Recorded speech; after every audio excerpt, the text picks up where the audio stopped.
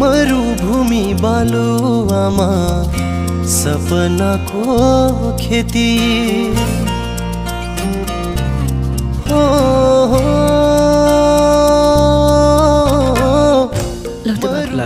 राम्रोसँग जा है पुग्ने बित्तिकै खबर गरेस् यहाँको केही पिर गर्नु पर्दैन